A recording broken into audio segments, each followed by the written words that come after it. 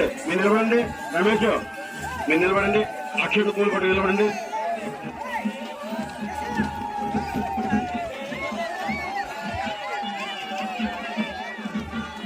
రండి, అక్షత పూలు పట్టుకుని రండి.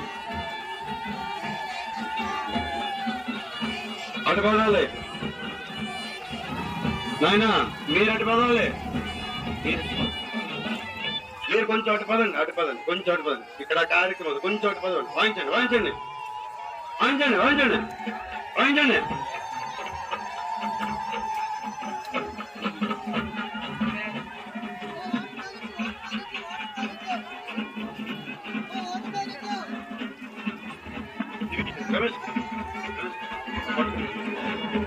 అలా చేయి వేసుకుని పట్టుకుంటారు.